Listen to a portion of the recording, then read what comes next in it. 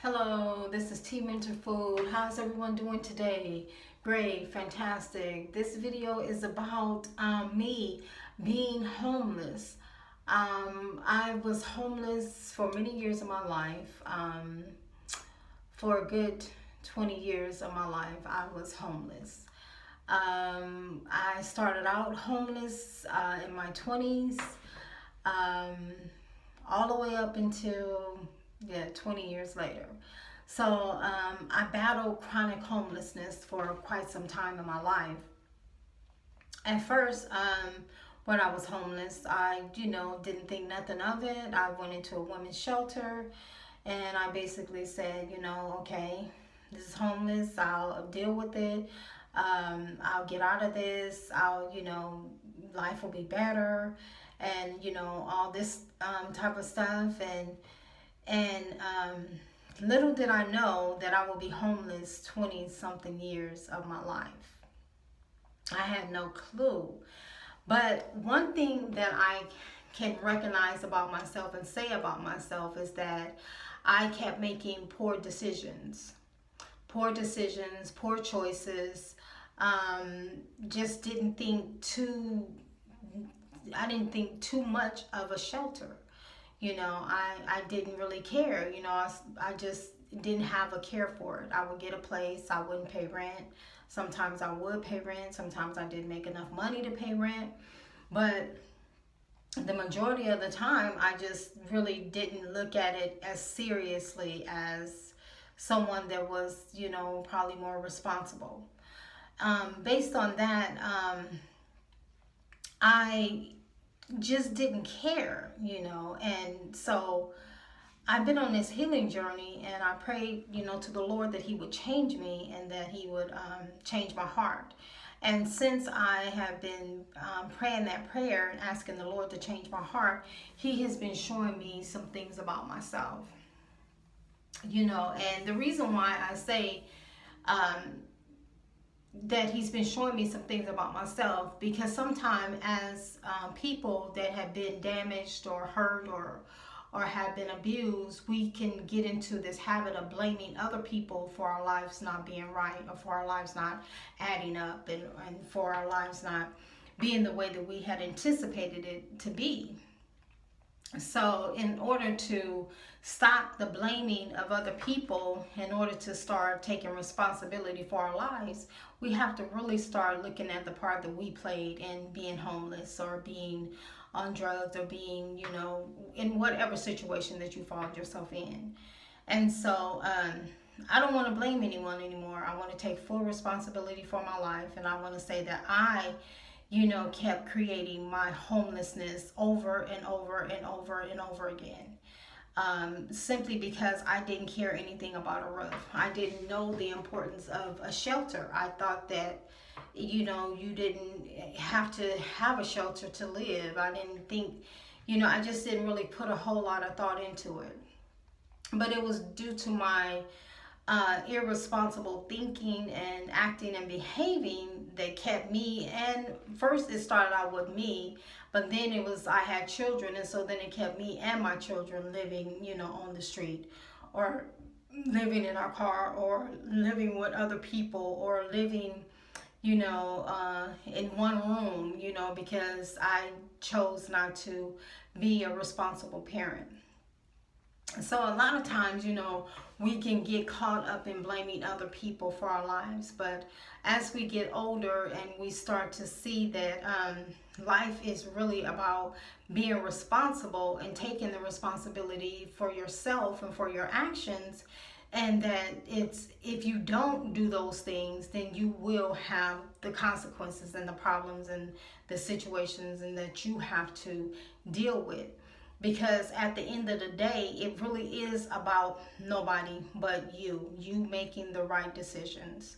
My last homelessness was about a year ago, actually. And my children and I, we slept in a car at a marina for like 2 years. 2 years we were sleeping in our car. While sleeping in our car, We had car problems. We had things going on with the car. We would run out of gas. We just, some days we would eat, some days we wouldn't eat. Um, the car we started out with on the homeless journey, we that car was taken away. It just broke down. It broke down, and then there we were without a car.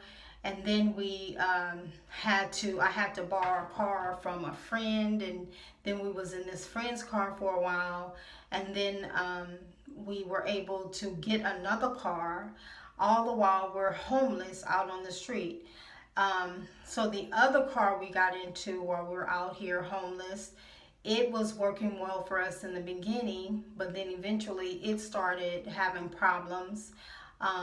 We would drive down the street and it would be making this loud noise that was just so embarrassing, because the car was a brand new looking car. It was a 2014, and it was just, I mean, it was the nicest car at the marina, but it was when you turned it on, it had the loudest noise out of all the other cars at the marina. So here we are, sleeping in this car, not able to fix it, don't have the money to fix it, just barely got money to eat and to keep gas in the car. And then the car breaks down. So all the while we're out there, we're not able to pay the car note for the car. So we're like, when the problem happened with the car, we were like, oh my gosh, how can we fix this car? If we take it in, will they take the car? So we got all these questions running through our head, like, will they take the car? We take it in, what's gonna happen? So then we just broke down and said, okay, we got to take the car, and we found the loophole as to whereas they were responsible for the certain part that had went down on the car, and so we didn't have to pay anything. So we took it in and they fixed the car, and the car was running like a brand new car. We were so happy, that the car was running right and stuff like that. And so the moment we got the car fixed, and the moment my daughter was going to start a job, like the next day, it was like August 14th, and she was going to start a job on August 15th, we decided to go into the room, a motel room, and shower up and, and just get ourselves cleaned up and just relax a little bit.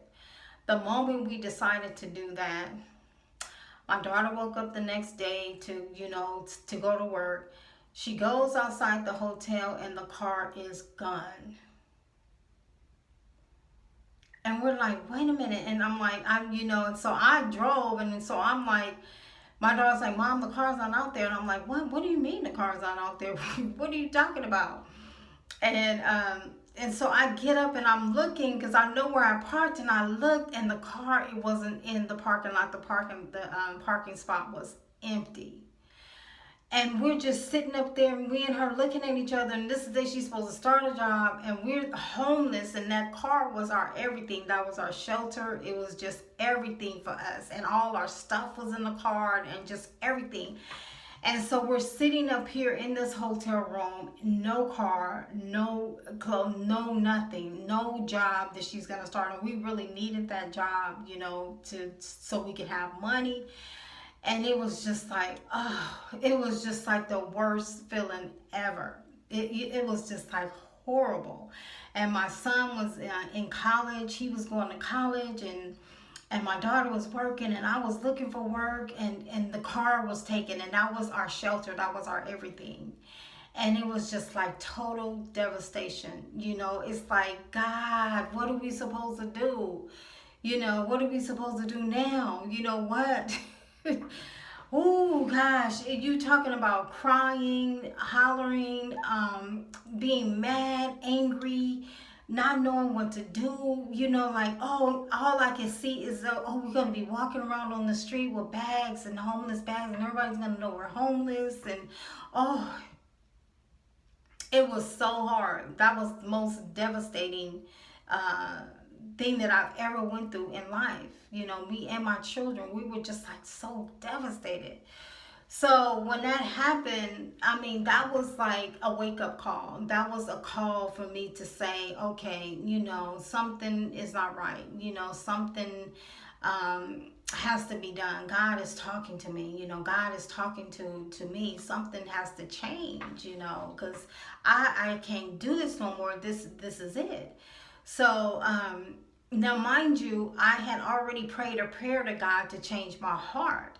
And so while I had prayed that prayer, God is still working on my heart, right? Because whatever you pray to God or you ask Him to do, He's going to start doing exactly that. So He's praying to me, right?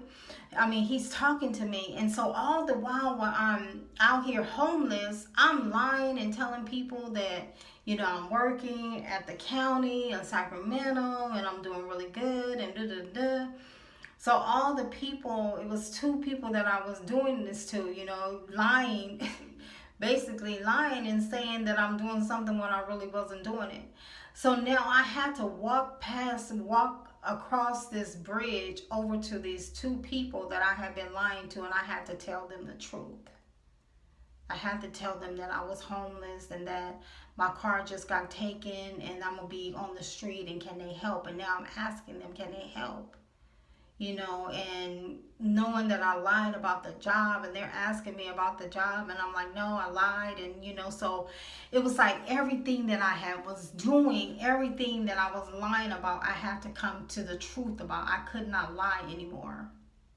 So this false fake face that I had put on, I had to it was just like ripped off of me, when all this had happened. And so God was just like saying to me, stop your lying. You don't think what you're doing is mattering or it matters, but it do matter, and so you got to stop this. And so I had to go to these 2 people and tell them the truth. And that was the hardest thing that I had to do, but it was so refreshing at the same time, because it was like, God, you are making me naked before these people that I have put on this false image before. You're making me naked before these people, and so everything was out of my hands and I didn't have no choice but to be naked before, these people that I had built up this lie to. Whew. So, my homeless role, my chronic homelessness was all my fault. I take full responsibility for it and I take full responsibility for my life. And so I'm just, doing this video because it's like, if there's something that we're doing and we're not really thinking about what we're doing, it's going to catch up to us. It's going to catch up to us and it's going to just put us naked before people that we didn't want to become naked before.